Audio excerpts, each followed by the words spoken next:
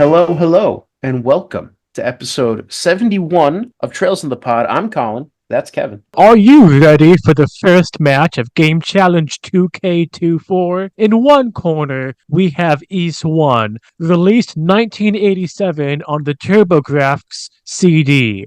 In the other corner, we have East 2, released for the first time in 1988, also on the TurboGrafx CD. Our listeners chose East 1 and East 2 for one of the community pick games for our game challenge for this year. And we got on it like a bat out of hell. They was chosen 10 days ago, 2 weeks, and we are recording the episode on it in the early to middle January. Yeah, I mean, basically, as soon as I saw that it won, I jumped on it because I knew it was quick and I wanted to make sure that I got it done.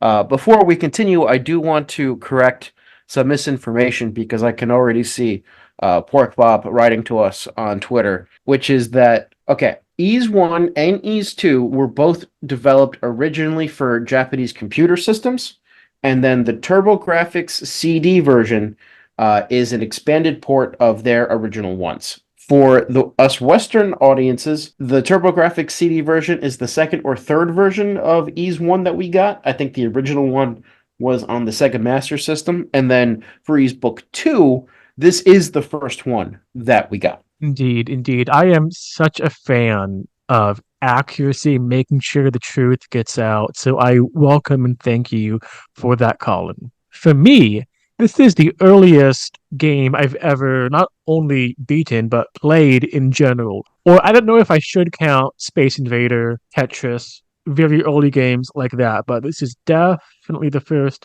I would call complete game with the beginning, middle, and end. And I cannot wait to talk about something that's really important for the RPG genre as it developed, but also what is the company behind this game, Colin, and are they related to the main thrust of this podcast? Well, I think that's why the fan base wanted us to play it so much. The E series is the other one of Falcom's flagship series, and this is really the game series that put Falcom on the map. You know, the definition of a holy trinity of classic JRPGs can be up for debate. Some people might say Dragon Quest, Final Fantasy, and Tales.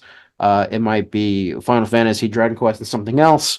But Final Fantasy, Dragon Quest, and Ys, in terms of early RPGs, it's not a bad one to go around. And I think it's kind of fitting that in this deep dive into retro gaming, retro RPGs, starting us off with a Falcom RPG seems pretty fitting, especially since some of there's callbacks to some of the music. For instance, in Trails to Azure, which we'll play in a month or two, there's a remix of the Tower of the Shadow of Death, which is the final dungeon music in Ease 1. That if I might have used that for a year as our opening theme song to this show. We're not using it now, but I might have used it before. I don't remember. I've heard of the Ys series as fundamental RPGs, as fundamental JRPGs, and I am not nearly as enmeshed into the discourse, into the deep knowledge, the deep lore, as Colin is. So if I've heard a number of sources, people online, on Twitter, on Reddit, talk about the E series, then it's pretty fundamental. And overall, I gotta say, I can see why people think the series, that these two games in particular are so important to RPGs, to JRPGs as they developed. We'll talk in detail a lot, but overall, they held up. They do hold up. Yeah, I mean they're fun games. I do think that we should note that we played two different versions, although I think that the differences between them are not as profound as I thought they would be. I played the Turbo CD version because I wanted to go back to that. I used my PC Engine with the Super HD System 3 Pro, which is an optical drive emulator, in order to make things more stable. I want to talk a bit about stability issues later. Kevin, you played the Chronicle version, which is a PC re-release of a PSP game that remade these first two games.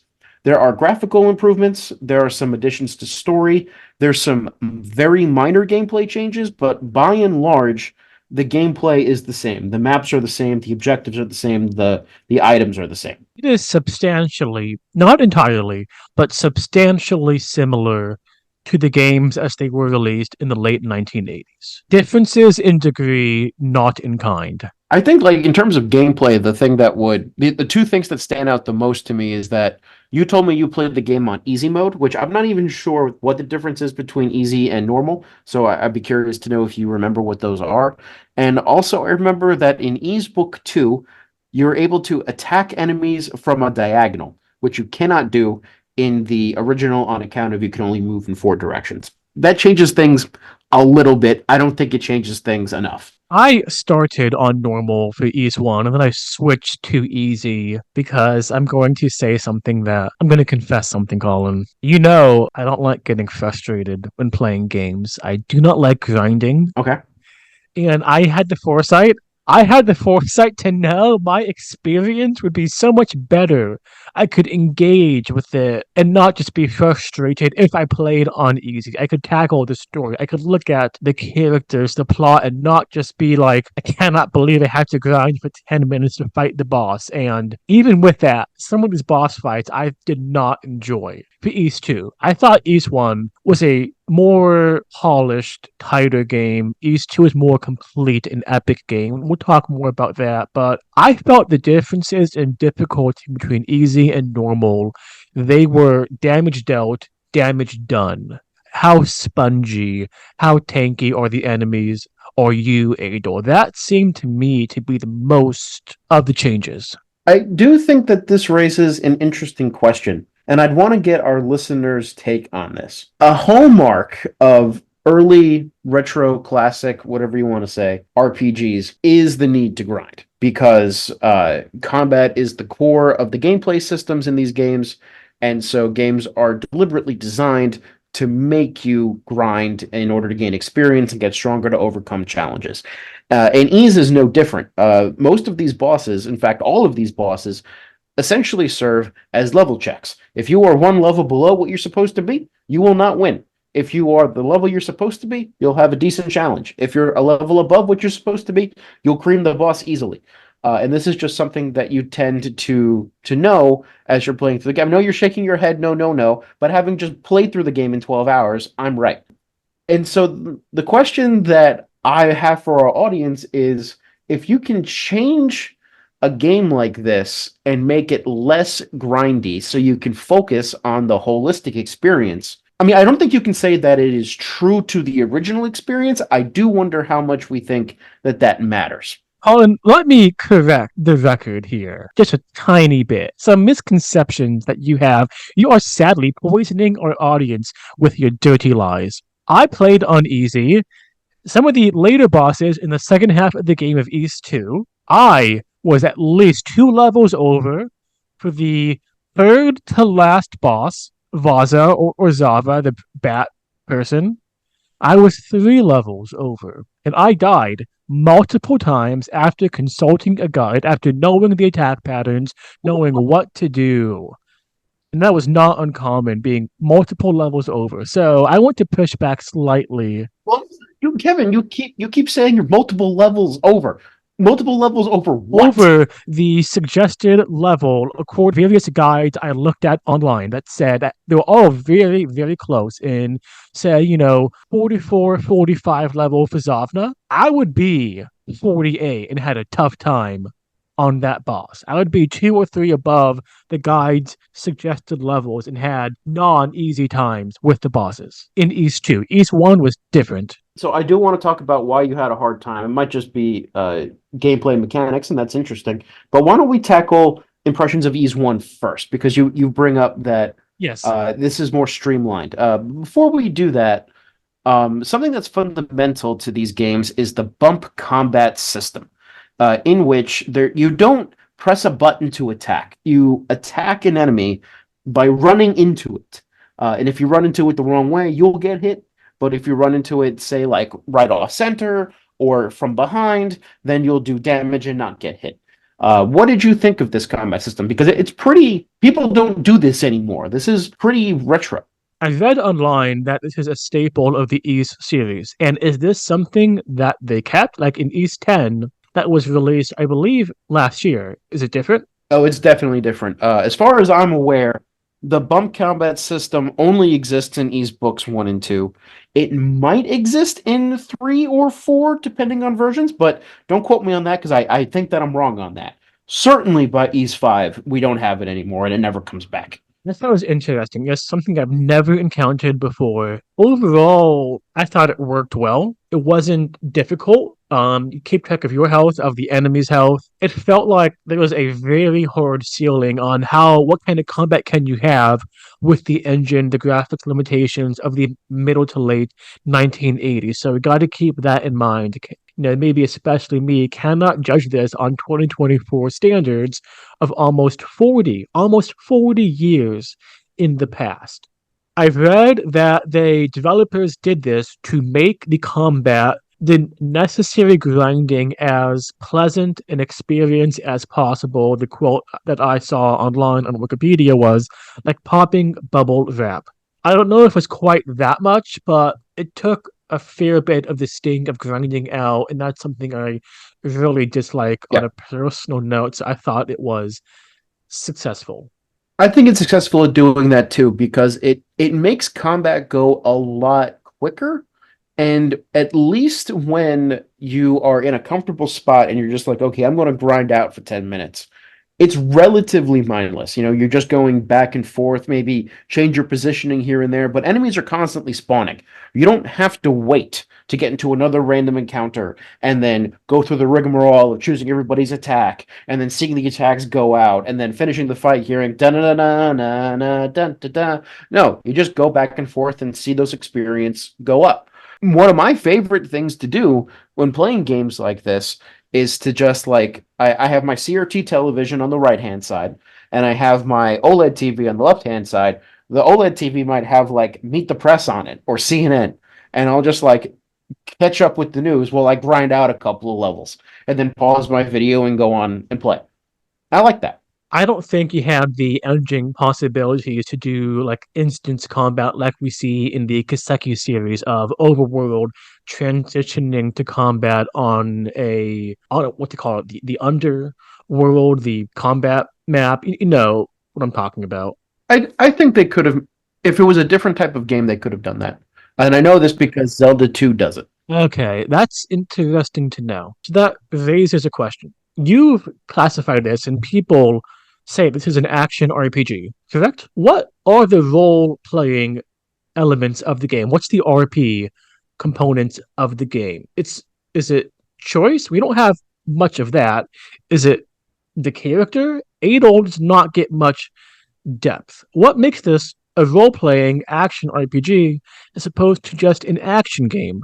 Or, and I have a wild take, and tell me if it's off base or not, is it we classify it as an action RPG because of the subsequent influence it's had on JRPGs, where we say it raised or it gave descendants or influenced the trajectory more than the game itself, if that makes any sense. I mean, it does make sense. I'm going to hit you with something else that I don't think you're going to like, which is that I think that your definition of role-playing game is way too pedantic and concentrating on the words role-playing in a traditional D&D sense. By that, I mean that the way that we use the words RPG in the video game space, I think, has, even since the beginning, has divorced itself from the need to have playing of a role in it.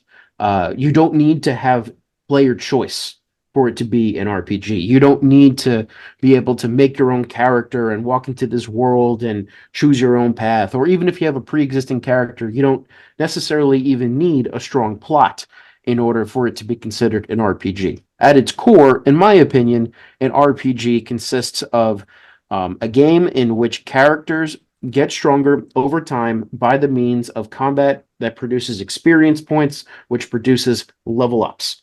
Now, you could claim some games don't have that still are considered RPGs. For example, people will claim that Zelda is an RPG because while you most of the time don't have that kind of system, you still see a progression of player power. as you go. I personally don't subscribe to that notion. But to me, the reason why the Ys games are action RPGs is because you kill monsters, you gain experience points, you gain level ups. Those level ups actually mean something, and Adol increases in power as he goes on through the story. Okay, so it's looking at the idea of choice is off base then. In my opinion, I mean, you can have your own opinion. We're scholars here. We're talking about what a genre means. But in my opinion, I think that concentrating on the words role playing in a D&D context is trying to shove the experience of tabletop gaming into video gaming in a way that just doesn't work. Or it's like trying to look at the Roman Republic from a lens that has as its basis the Greek or the Athenian political system. Superficially similar, but I mean, yeah, typically we don't agree with Dionysius of Halicarnassus that Rome is a Hellenistic city-state, but we might be going a little bit too into the weeds on that comparison. if you read some recent publications, there does seem to be a strong Halicarnassian bent in some revisionist scholarship. But you know who's also a revisionist scholar? You? Us. So back to East One. The plot is, I don't want to say straightforward. The plot is a platonic ideal of a line. There is room for basically no choice or freedom involved. You experience the story as it is given, which in general I do like. We Sandbox excessive freedom was a very bad trend of the 2010s, and I like it when games tell a specific, very engineered story. And I think there is a story to each one. It's not the deepest, maybe not the greatest, but it is there. There's a definite beginning, middle, and end. Character beats, that interactions. Like when I think about this game, I think about The Legend of Zelda, the first one, which I keep claiming that Ys 1 and The Legend of Zelda are contemporaries. They're not, they're very close. Legend of Zelda was developed in 1986, whereas Ys 1 comes out in 1987. And given how early these games are, you can develop a game in a couple of months. So it could be that this is an evolution of the action turning into RPG series. But if you think of Zelda, and as I texted you before, if you want to kill like a weekend and play that game with a guide, it still holds up. It's still a fun time. But there is essentially no story at all. There's a little bit of a word crawl in the beginning, and then the first thing that you see is a door into a cave. You don't have a sword. You walk into that cave, an old man says, "It's dangerous to go alone. Take this." You take the sword and then you wander around and fight monsters and clear dungeons until you get to the end of the game and defeat Ganon, and then bam, that's the story. That is the story of The Legend of Zelda that I just told you in a minute. With Ys, you're coming in on a ship, you come into this town, you meet Sarah the fortune teller, she tells you a bit what's going on, you gain equipment, you go off, you adventure, you find another town, you talk to NPCs there, you go up to a shrine, you save a woman in a dungeon, you come back, things happen to Sarah, she's fled, or in the Chronicles version, she's murdered. That's one of the story differences. You have a quest to finding all these books of Ys, and as you once you get the books of Ys, you can read the books of Ys, and you can see what happened to the land of Ys. That all culminates in the realization that there is this enemy, Dark Fact, that's trying to take over the world, and then you go and you stop him. That is a beginning, middle, and end. There are concrete characters in Ys 1. I wouldn't say it's the most compelling story. It's not like I'm sitting there going, oh, I wonder what happens next. But the idea of an ancient kingdom of Ys that had been taken over, and we have these relics, these books that are telling us what had happened. I mean, it's interesting enough. It's enough to guide the player along and kind of complement the core gameplay experience. Adol is an sort of amnesiac protagonist. He washed up on the shore of Asteria because there's something called the storm wall in the way that prevents travel from east from Asteria to other lands. And that has had ruinous effects on the local economy. The silver mine shut down. Monsters have appeared, making travel between two villages in the main city very dangerous. This is pretty standard fantasy world building. We have a barrier so that prevents, why can't the king or central government or whatever send an army to stop it. Why are there monsters just running about? What I found really interesting, and I think I'm not sure it would be the case if it was made today, it's all new, Colin. The storm wall went up in the past 6 months. The monsters came within the past 6 months. This fragmentation of the world between the island and the outside and within the island, making it travel dangerous, is very new, recent phenomenon. We are so used in fantasy for too long time scales, an order that's been guarding a secret for 700 years, when 70 is still quite a long time. I found the chronology effective. It added a sense of urgency, as in we can muddy on as we are for a bit longer, but it's unsustainable. Whereas if it was for the past 100, 200 years, a lot of questions would be asked and they are just unanswerable. See, I think Falcom agrees with you because that Stormwall stuff and the recentness of the monster attacks, that's all in the Chronicles version. That's not in the original game whatsoever. Oh, No, in the original game, you show up on a boat and you just wind up in port, and then Sarah's like, "Hey, I need you to come talk to me," and then you begin your journey. Like there's an entire beginning game thing in which Adol shows up on the shore and loses his memory and goes to this small village and then walks up to Minea village up north. That's in the Chronicles version. That does not exist in the original version at all. And part of the reason why that part exists in the Chronicles version is because Adol is seemingly always an amnesiac showing up on the shore somewhere through like a shipwreck. So they put it into the Chronicles version as like an echo of how Adol would show up to places like Felgana in Ys 3, or other games in which he's an amnesiac. okay. I take back what I said then. Well, a totally interesting one. Two, Adol needs to get seen by a specialist. All these concussions induced amnesia are not good long term. No, his brain's got to be fucked up. It's probably why he doesn't speak that often. I was actually kind of surprised. There's a couple of times in Ys 1 and 2 on the Turbo CD that like Adol clearly has to be speaking, because nobody else. It doesn't make sense for anybody else to say the words that are coming out of the dialogue box, even though it doesn't say like Adol says this. But for most of the games in the series, he doesn't say a goddamn word.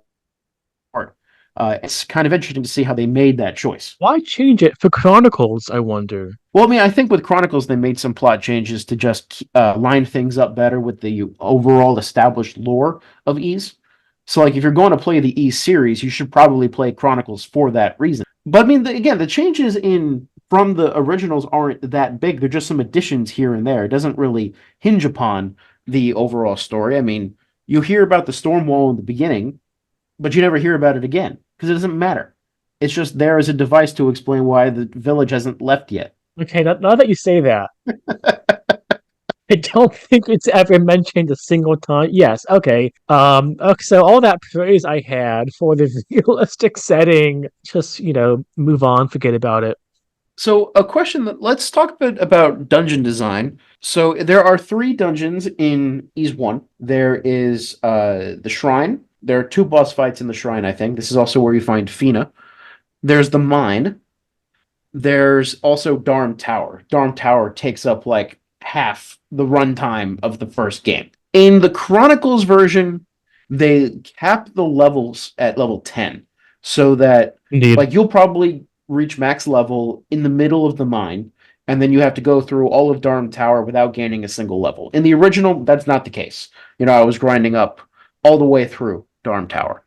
And you told me that you didn't really feel that as a hindrance or anything like that. You felt powerful enough to go through Darm Tower, which is good, and we'll talk about that in a minute. But what was your take on the dungeons in this game? How did you like their design? I thought the dungeon design in East 1 was objectively good, not grading on a scale. I thought in East 2, I had a lot more issues with the backtracking and unclear design. In East 1, the first dungeon that we encounter is the temple ruins. A couple of different levels.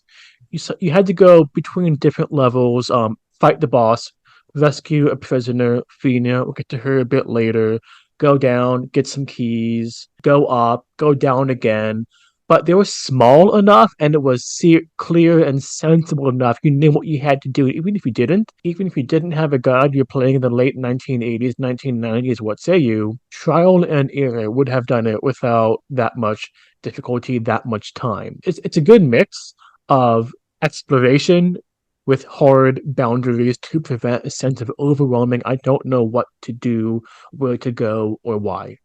Dorm Tower was a bit more expansive. At that point, the game trusts you to be able to explore. The game has confidence in itself. You will be going between different levels. There's 20, 21 different levels. You'll explore, 16, 17 of them in any detail. There's puzzles.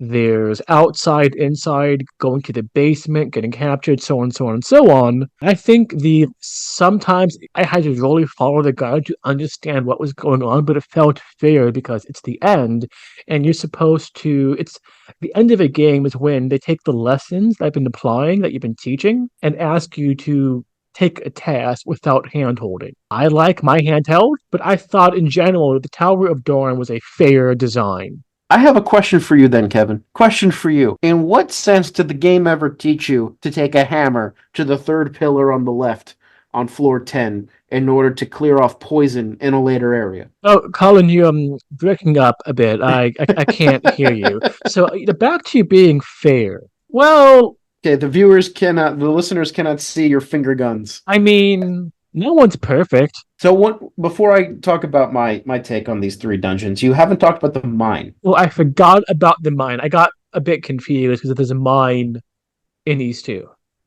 Not like the mine in the East one. I thought it was the lack of a map. There's no maps in this game, as in game maps, mini maps or maps that you can consult with a button. So you really have to remember where you've explored the internal layout. When you don't have a lot of light or with a lot of twists and turns, it can get annoying. I didn't think it was awful. I didn't like it. I thought it was bad, not awful. So I'm going to undercut what I said about in general. I liked the game design of all of the dungeons. My apologies. And there's a number of items. You say on the third level of the mine, you get something, you have to go back to the central town of Minea and then go back to deep in the mine. And so there's a backtracking, and that can feel a bit tedious.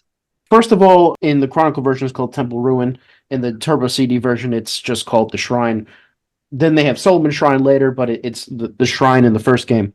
That dungeon, I think, is perfectly well designed. There's enough there for exploration. You go back and forth a couple of times. It's small, concise. You don't ever feel lost. The biggest thing is being able to balance getting hit and then having to get yourself out so you can go heal. Because unlike when you have the heal ring and unlike when you're in an outside area, you can't just heal by standing still inside of this dungeon. But other than that, I think it's a perfectly good dungeon with some good level checks for bosses and some good stuff that you can find in there.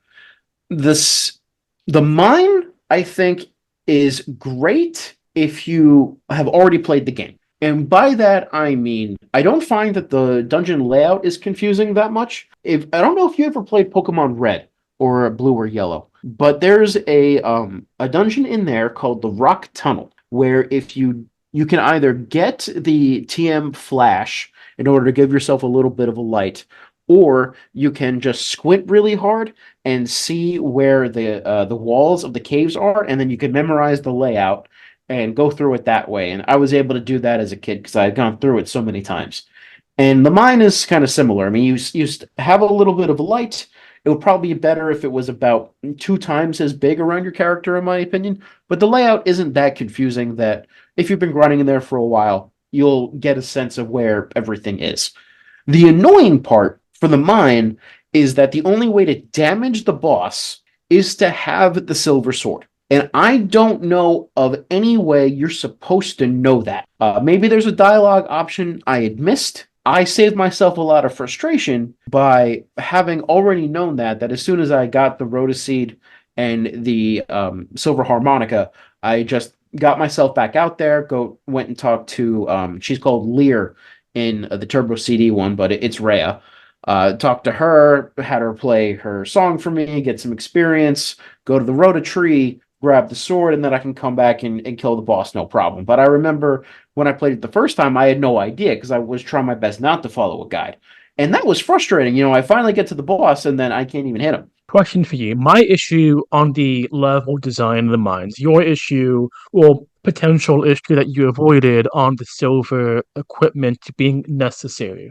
Given this is from the late 80s, these complaints, potential complaints, what's the line? How do we engage with a game that's that old? It is old on its own terms. Where do we get reasonable complaints? Where do we come from a setting, a mindset of it's different now from back then? Is that good? Is that bad? Or is it just is? How do we approach it on with these kind of Yeah. items in mind?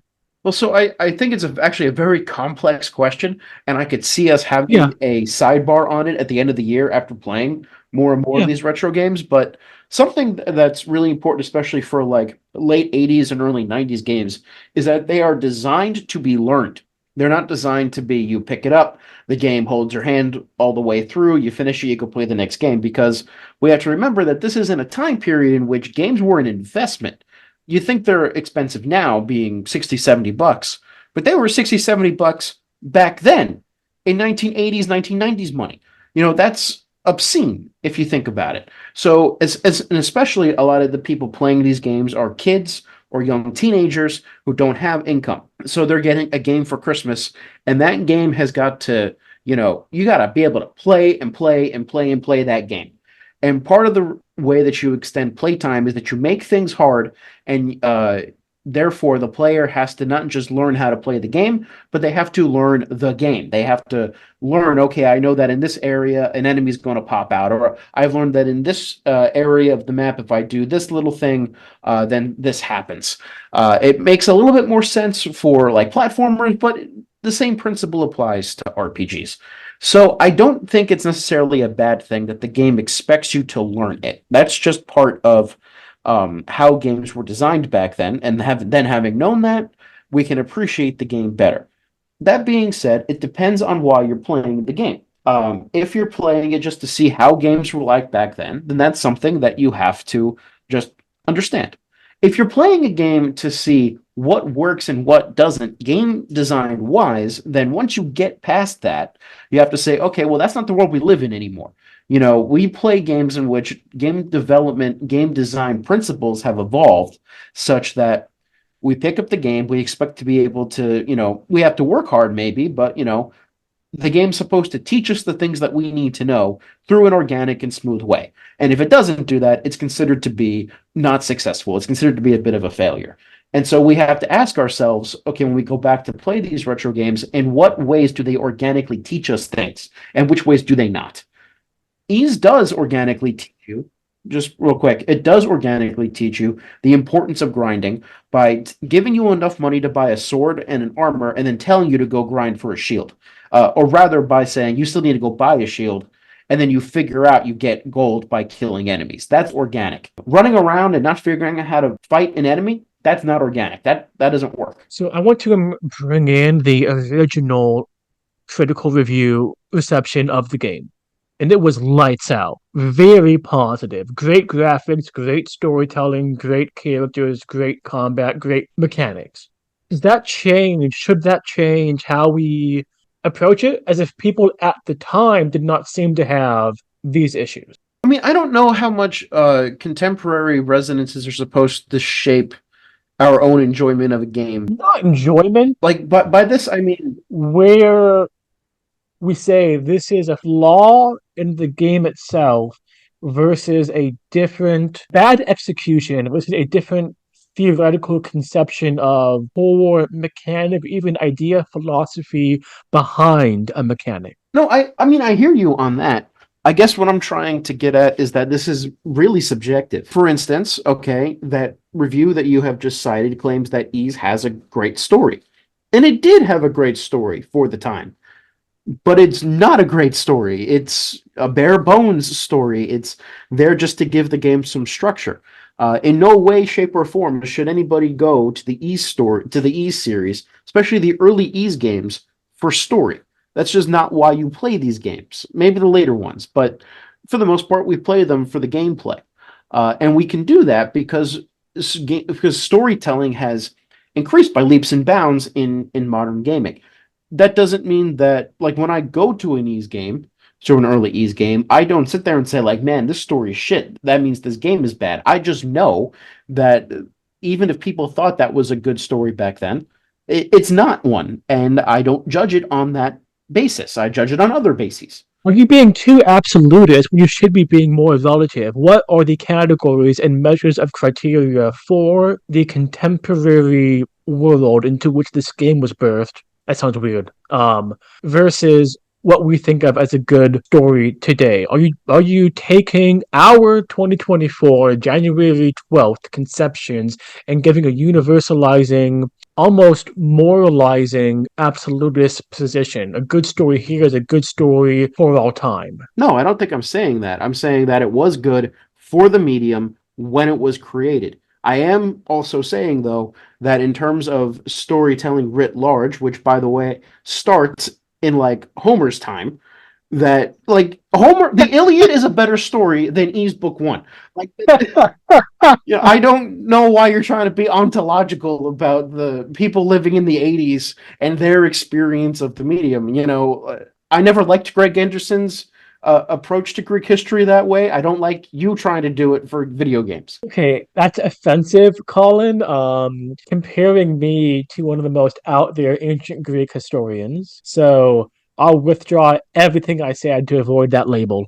But like, okay, but here's the thing: I've played a lot of retro RPGs. I've played a lot of retro games, so I come in with a differing set of expectations. You don't play retro games, so how do you approach this? How do you think about this game being so old? I approached it firmly with the reminding myself on a conscious level, don't judge it on today. Take it as it is. Don't review the book you would have written or you wish was written. Review the work in front of you on its own terms, and that's what I did. I thought East 1 was tight. I thought East 2, I do think that you can justifiably use the word epic and scale to describe East 2. Epic, grand. By today's standards, no. But East 2 compared to East 1 is so much bigger in every sense. Sometimes in a bad way. Small flaws become bigger flaws. So that's what I really tried to do to avoid a presentist trap. So then, let me get your opinion on this. So that there are some games that were thought of as pretty good that then people have gone back and revisited and realized this game is actually just not that fun to play.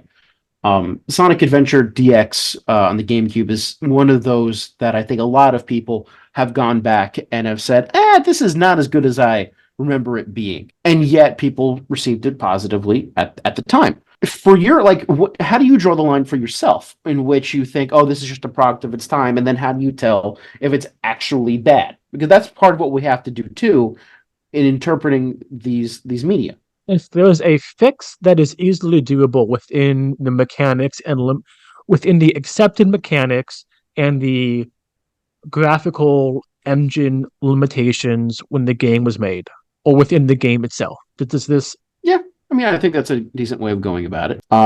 We're talking a lot, and so I don't think we want to make this go for too long. I think we agree that East Book One is pretty good. I do want to bring up something that I think made it harder for myself when I first played it. I thought the Dark Fact fight was awful when I first played it because the guy was zooming around all the time. It was like the DVD player when you're in elementary school and it's ping ponging on the walls of the TV. That's basically Dark Fact, right? And he's shooting these balls at you the whole time, and every time you hit him, the floor falls apart. So you have to make sure you don't get yourself trapped. What I didn't know was that for some reason, Dark Fact is linked to frame rate on the Chronicles version. And I'm pretty sure, looking back at some of the old footage that I had, that I must have had Dark Fact above 60 FPS. I found that fight really difficult, whereas when I played it this time on the Turbo CD, took me 2 tries, beat it no problem. And you didn't seem to have that much of a hard time either. What was your experience with Dark Fact? My experience was one time I died because I made myself an island with the exploding, falling squares, and then eventually he came at me. I hit him, and then that final square dropped. But I thought it was a very easy, to the point of anticlimactic fight. I had more difficult boss fights than the final boss fight for East 1. Like who? That was true for East 2 as well. The final fight of East 2 was did it in one go. The final fight for Ease 2 took me a couple of tries because I forgot to equip the Goddess Ring. And so I got very frustrated with that. I thought I had it equipped and I didn't. But since we need to talk about stuff, let's move to East 2, because I know that I have some complaints about dungeon design myself, but you seem to really not like the use of magic in the boss fights, which I actually think was great. So let's just go over magic very quickly. The biggest gameplay addition to Ease 2, other than you go to Ease and it's a kind of a bigger scope, is that Adol is able to use magic. Most of the time, you're shooting fireballs, which adds a different dimension to combat. Almost all of the bosses, except the last two, are only vulnerable to magic, so you can't just run into them with your sword anymore. You get other bits of magic, like you get a fast travel spell, which is useful. You get magic that allows you to turn into, in your version it's called a Rue, in my version it's called a Quay, basically a demon, which then lets you even talk to enemies, which is kind of fun. And it's needed for plot progression. There's a light spell that I think I used once. I don't know how often you use it in the Chronicles version. There's time magic that I never found, and I know when I played it in Chronicles, I never used it. And then there's a shield magic that you use for the final boss to help combat some of his projectiles. I like the use of magic because I think it adds an interesting dimension and it fundamentally changes how bosses go to make it less of a ram yourself into the boss and more into something that is like a shoot 'em up, like a shmup game, which I found to be successful. I know you don't think it was successful. I do not by any means, but do you want to give a brief plot overview of East 2 first? Sure. Very briefly, after you read the book 6 of Ease, the one written by Fact, you're for some reason transported up into the sky. Turns out Ease hasn't fallen completely; it's just been sealed away, and you are given the task to head up to Solomon's Shrine in order to stop. I don't even remember his. I think his name is Darm from bringing Ease down upon the Earth. Darm is the same guy who Darm Tower is named after. There's some like subplots that go on here and there, but that's basically the plot of East 2, unless you have anything to add. Yeah, that's the main story. You stop, well, from in my game, it was Dollars, and then the final boss, his name was Gobin, like Josh without the R. We go through a lot of different environments in this game. We have mines, grasslands, ice, subterranean lava, a fortress, canals. There's a lot. The graphically, texture-wise, it looks a lot better than East 1. Now, my issue is the getting around. You do a lot of backtracking, a lot of limited vision. It's like my issues with the mine in East 1 for Colin. Let me tell you, for like a good 60% of the game, I was not a happy camper trying to figure out where the F to go. I remember getting to the final part of the Tundra area, the second one. I needed the assistance of a very wise and experienced JRPG player to assist me. Yeah, that's the one you were asking me where the fuck the boss door was. Turns out I was there. I've been there a couple times. I just didn't use the right action with the anti-illusion mirror equipped. So I will say that the ice area is very confusing. And one of the reasons why it is confusing is because it inorganically introduces an environmental puzzle that the game has never told you that you can do, and it never comes up again. So in the Chronicles version, it's a bunch of ice spikes that you can melt with your fireball. In the Turbo CD, it's a path that has a bunch of things that once you melt them, you realize these are snowbanks, but you don't know that. So unless you have a guide or you're just thinking, huh, let me shoot my fireball at everything, you have no idea that you can cross this narrow little path that leads to the third area. And I mean, that drove me nuts the first time that I played it. But even when you get past that, everything looks the same. Everything looks the same. And so you're just wandering around trying to find treasure chests. Okay, well, I got this item. Let me wander around some more, see if I find another fucking treasure chest. And that is something that comes up again and again, especially in Ease 2 with the ice area and with Solomon Shrine. These are designed as not just mazes, but as labyrinths. And everything looks the same. Everything looks the same. Yes, I think labyrinth is a really good word to describe it. And with a couple days, Colin, of distance, I want to say that I appreciate what they were trying to do in East 2 with the environmental details. They were so different from each other, from what we saw, the relatively homogeneous East 1. I appreciate the ambition, even if the execution had, in some cases, a lot to be desired. It looked great. I think that's to be applauded. I agree. I think, making these dungeons a bit more like there's something that you have to like find your way through. Whereas with Zelda, it's just like room by room by room by room. There's not much of a maze there with Zelda, except maybe the last dungeon.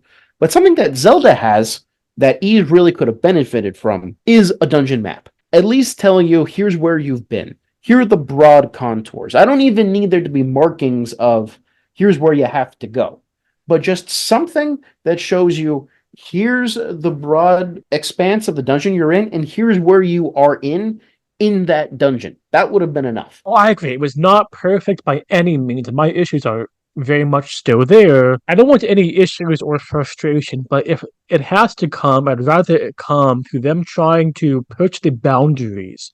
And I think this game does do a lot of so much more than the predecessor than is one. There's so many more characters, different levels, different combat types that better if you're going to fail in that regard. Well, speaking of failing in that regard, I've been trying to get you to rant about like you really don't like the magic in this game, and I want to hear why. No. So about the magic. Normal encounters, you can do the bump combat or magic using your mana MP. You should not be using the mana because it's more difficult to renew. Got to go back to your essentially base area and get and heal. Now, my issues with the boss fights, I don't know how much is the bosses or the use of magic for the bosses. Would I have been less frustrated or the same if it was bump combat? I don't know. I thought the boss fights, especially in the back half of the game, they did too much damage. I didn't do enough damage. And maybe that's the level, but I was over leveled. Like when I was, trying to grind for more levels, after a certain point, it took forever. That was the level. That's 100% the level. No, Kevin. Kevin, if you are experiencing where the boss is dealing too much damage and you're not dealing enough damage, that means you're not over leveled. It was once I figured out like a trick or a pattern. Oftentimes it was really simple, but the timing for the attacks, or for me to get in when the worm comes out of one of the I think subterranean baths and you chase it around, then it chases you, then you attack the floating head when the worm goes back in the mouth. The gap was too short, or if it got you trapped in a corner. There's one boss I remember in which no matter what level you are, I agree that it takes that there's too short of a time. I don't know what any of these bosses are called, but this is one where it kind of like tracks your movements, and you can only attack it from the front, only when something is coming out of it, and that is like fireballs that will also hurt you.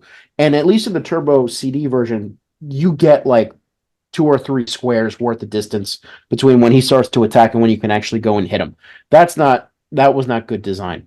But for everything else, like with the snake thing that you're talking about, I cleared that very quickly because my fireballs were dealing a lot of damage, and that was because I grinded up a couple levels before I did that. I think that you would have had a lot less frustration if after a couple of times realizing, I'm taking a lot of damage, and you just said, fine, I'm going to turn on CNN and grind for 10 minutes and come back. You would have, all of your complaints would have been gone. I did do that on a number of occasions, even often, like the time before I would beat the boss, it was the same frustrating combat and death. And then when I did beat the boss, the next encounter, it was like clicking the rhythm, the pattern, the attack and move in this specific way, and just doing that and dodging and attacking. Like I didn't like having to get so long to get the rhythm. I mean that if your complaint is just pattern recognition, I think that's a gameplay thing, and that's going to be subjective. I didn't think that any of these bosses were particularly hard to pick up their patterns. I do want to say on levels. I consulted a number of guides, different guides on GameFAQs on Steam, and they had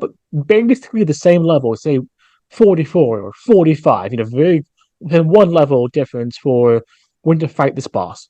And I would be over what they said. Over. And this was especially true for the penultimate boss before Dallas, before Dorm, with the multiple bats in East 2. And I mean that the multiple bats one is a bitch. I leveled up quite a bit for that. But I need if the guides are telling you to be one level and it's not working for you, that means the guide is wrong. it is not me who is at fault. That is a priori. I cannot fail. I can only be failed. I don't think it's an a priori. I mean, and I think we can make an argument about is it good design that you have to be a certain level that you have to guess at in order to have fun with these bosses in Ease 1 and 2. Because as I've said, the bosses are level checks, but it's not like the game says, hey, be this level. It's you try this boss, you realize, oh, I'm getting my ass kicked. I need to go grind. Is that a good design choice or not? It's one that Ease picks up, that continues to do. I don't mind it, but not everybody does. Not everybody likes it. Yeah, I mean, I like not so much the slotting into the attack patterns where it's like you just a niche and you follow it into the end so much as inventive ways. For the East 1 and the East 2, there was basically one way to beat the bosses, with the patterns. I don't know if my issue is I would like multiple valid ways. Is that am I being unrealistic with how games were made back then? I mean, I would think that you're being kind of unrealistic with how a lot of games are made now. I'm just thinking of, Baldur's Gate 2, Baldur's Gate 3, consecutive games that we've played. There's multiple ways of defeating these bosses, of defeating, Joachim Gunter. It's not, get his health down to zero, but there's different ways of doing it, of party members. You do a lot, say, a lot of cast heavy or up close and personal. Okay, but here you are comparing two completely different systems. You're comparing turn-based combat, or Baldur's Gate 2 is trying to like mimic that even while being real time, versus an actual action-oriented thing. I think that as trite as it sounds, something like a Dark Souls or Elden Ring is a far more uh, appropriate comparison to these. And not like Elden Ring. I mean, I don't really play both of them, but what I do understand is that like Souls-like games are all about pattern recognition with the boss, and people get a lot of joy out of figuring out the patterns of the boss and then bringing the boss down. It's the same thing like with old Mega Man games. Ys is way more in that milieu than a turn-based RPG. I was not a fan of Elden Ring. So maybe my dissatisfaction is the concept itself. That could be. That could be. I've talked a lot of downers about the game. There's a couple items I want to different environments and used to I thought were great. They looked good. I don't know how much was the Chronicles, the remastering, but visually it was good. In good use of animation, there's a couple things. Lilia at the end of East 2, the descendants of the six priests are there with Adol, then they leave. Lilia is the last one, the last human to leave. She walks down the screen towards off camera, pauses, looks back at Adol, then scampers away quickly, moves at a faster pace. I thought that was a really good way of using basic motion to tell us, to reinforce us about a kid, how she moves, how she thinks, what she thinks of Adol and Colin. That was really good. I liked how you could see the edges of tablecloths on tables with the pixels. It was really good. Sure. Stationary pixel art, background art. We should note that the graphics, that's all remake. I mean, the Turbo CD one is completely different. I really enjoyed magic going out of the world. A lot of fantasy, magic is a good thing. It defeats the evil, and magic coming back is a good thing. Here, it's magic and demons are connected. We have to seal away magic for good. Which is it's interesting. Personally, I find the lore of Ys to be pretty interesting. What did you think about like learning the backstory of this city? The city of Minea, the city of Lamia, oh, the land of Ys. No, of Ys, or the land of Ys. It felt kind of I don't want to say did it feel standard. Was it standard back then fantasy plot? That I'm not so sure about. I thought the identity of the two goddesses, Fina, I pegged as a goddess for sure. Rhea, or what was she called in your game? The Lair. There's some weird names in there. Like Dogi was originally called Dogi in the in the Sega Master System version in the States, and he's been called Dogi ever since. But for some reason, in the Turbo CD, Ys Books 1 and 2, Dogi is named, I shit you not, Colin. Even spelled the way that I spell my name, which is not how everybody spells it. That really took me for a loop. I'm like, did I accidentally put my name in here or something? But nah, guy's name Colin. I didn't get Lair or Rhea. I thought it was going to be Lydia somehow. I also thought Torf the kid was kind of sus. Yeah, I did like how for a while it's like, I'm talking to this demon. His name is Keith. I'm like, that's a pretty human name for a demon. So I'm not even going to bother asking, how do they have agriculture? How thick is the floating city? How do they not, throw things off? Do they hit people down below? That's beyond pedantic into the nittiest of pickings. I want to know how, because canonically speaking, Goban and Dogi arrive in the land of Ys because, quote unquote, we woke up and Ys was right in front of us. And by right in front, they mean on top. I want to know how that works. Because at some point, it means that Ys was close enough to Asteria for people to climb up and get up to Solomon Shrine without gravity destroying everything in Asteria. And I don't see how that works. One question that I wanted to ask you, because we do need to wrap this up, I think. We're running pretty long. If I told you that there was a game that served as a prequel to Ys Books 1 and 2, that was set in like during the invasion of Ys by the demons and like went into the backstory of how Ys got the way that it was and it has updated combat mechanics, would you be interested in playing that? Yeah, yes, I would. Well, there is a game called Ys Origin that is kind of like a trilogy with Ys Books 1 and 2. It's available on Steam, it's available on Switch, it's available on Xbox and on PlayStation. And it's a really fun time. Definitely a good way to kill.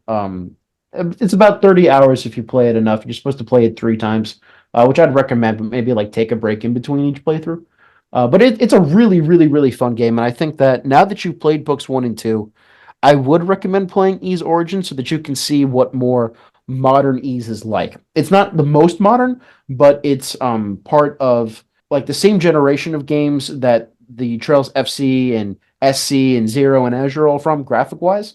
So you can see Falcom and the same in the same era that we're playing in now, but how they're handling Ys. I trust Falcom. I like Falcom. Even here with the late 1980s. For the 80s, I thought what we got seemed pretty okay for story wise, for game wise.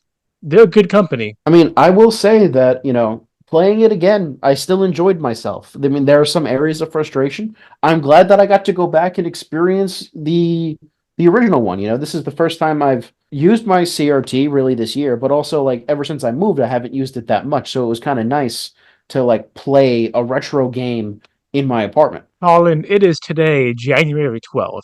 So the impact of the first Hey, okay. time this year. I understand how that kind of comes off. But what I did kind of mean is that, for a couple of years, I was like super into retro RPGs and stuff. And then the past year, I really didn't do any retro gaming at all. So this podcast kind of thrust me back into it. And I'm really appreciative of that. Overall impressions for me of East 1 and East 2, it's 1980s RPGs. I was surprised that how much there was, how much I enjoyed. My issues very real, notwithstanding. I thought I'd have a lot less fun than I did, but and I'm glad I was, quite wrong on that regard. Well, I'm glad that you enjoyed it. I also like it, and it kind of gives me the ease bug again. I think I might try to hop back on that train this year. Before we wrap up, I do want to mention one more thing in my experience, and this one kind of surprised me. So I think I've mentioned this offhand when we were doing the Game Challenge episode recording. I had mentioned that I had an original copy of Ys Books 1 and 2. I have an original PC Engine. I have an original PC Engine CD, which is with my setup, it's region free, so I can play the Turbo CD version on there. And I tried 2 years ago, And I really couldn't get through much progress because the game kept locking up. Sometimes I would enter in new areas and it wouldn't load. Sometimes it would load junk data. And I assumed that this was because of my disk or because of my PC Engine CD. And I can say, I think that that contributed to it, the age of those physical media, but it seems to not have been the only thing happening. Now I'm playing it with an optical drive emulator. And what that means is that you can put disk images onto an SD card and put it into this contraption that will load things seamlessly. It's essentially it's emulating having a disk drive, but there's no moving parts. Things can't break, which is one of the reasons why I switched to it. And for the most part, my play session was stable. But one thing I recognized is that if you're playing for too long, the game will stop loading areas. There were multiple times, especially near the end of Ease 2, where I would like enter the shrine and the game would just not load it, or it would give me an error, or it would just go to a black screen. There was one time in the ending dungeon, which there's some audio crackling problems that I had with that for some reason, but then it got to a point where I would move up and the data that was loaded moving up to the screen was complete gibberish. And you couldn't move into the next area. And then I decided to move down, and other than the room that I was in, to the south was also data garbage. And I just had to reload. And the only way that you can reload is by saving. And some of these times when I would run into errors of loading, what was weird about it is that it would like I had saved and then I would go forward and then I had to reset. But when I reset, it didn't have the last save that I had. It didn't clear out the save data that I had entirely. It had my old save data that I had made. This might be that the ODE didn't write my save data to the SD card. That's a possibility. But what I did make sure to do was to save frequently. Something that I want to praise this game for is that you can save frequently. You can save wherever the fuck you want, which is not the standard for games of that era. But it did go to show that even without moving parts, the PC Engine could be unstable sometimes. And if I was to play this game again, I would play it in an emulator or play the Chronicles version again for that reason. And I'm sure it brought up uncomfortable reminiscences of the end of Planescape. In Planescape, I was hoping that I could just call it a DNF because of game crashes. And we'll never know who suggested that game. No, never. We got the first game of our game challenge down. Next up, we have our two games that we suggested. Then we'll finish up the year with the second of the community picks, which hopefully the remaster for Suikoden 1 should be out by the time we get to the game in the winter, the early winter of 2024. So there's that. Next up for releases, we will have sidebars for the Zero as we prepare to get into Azure in the coming weeks. We have at least two sidebars. We have the novel. You have three. Three sidebars. The novel, the audio drama, and then An actual novel. the actual light novel. There is an I'm very much looking forward to the light novel. I think the world of Zemuria would be there's great fodder for other stories for a light novel series. So I have hopes, and I cannot wait to see them dashed on the cliff of my expectations. one thing before we go, and this is something that Pork Bob pointed out to me, is that so we managed to avoid having like two Dragon Quest games, right? And so we have a Dragon Quest game, we have a Final Fantasy game. And the reason why I picked Final Fantasy 3 was because I hadn't played it before, and B, it has the job system, it has this class switching system. And I thought that would be good for you to experience. Dragon Quest 3 also has that. In fact, it kind of did that 2 years before Final Fantasy 3. Which does give us the opportunity to like see how that concept has evolved from Dragon Quest to Final Fantasy, because at the time they were competing, they weren't part of the same company. But it also might be a little bit repetitious. We'll decide if we keep it or not. Maybe I'll give you a different game, depending on your feelings about that. But I'm looking forward to playing Dragon Quest 3. Part of me wanted to suggest that we just jump into it, but I'm playing Kuro 2 right now. I want to put my attention on that. Yeah, I'm looking forward to what comes. It got started on a high note, and I hope it's superseded with the other games. Well, we shall see. Why don't you take us out? Until then, and always, I'm Kevin. That's Colin. See you next time as we discuss the in-game novel from Trails from Zero. And I cannot wait to guess to see how. Oh, actually, I played Cold Steel 1, so I really can't wait to see what if there's anything that I see mirrored or what foreshadowing I get for the first and only time as we transition to the Cold Steel games. I'm looking forward to playing Dragon Quest 3 because it'll be the first time on this podcast that we will both play a game for the first time. Every other game, either you've played first or I've played first. About each one I've already played East one. for this past week. Yeah, I played it 2 years ago, the Chronicles version. That's how I know the differences. I just thought you read a lot. Anyway, guys, thanks so much for listening. Bye bye.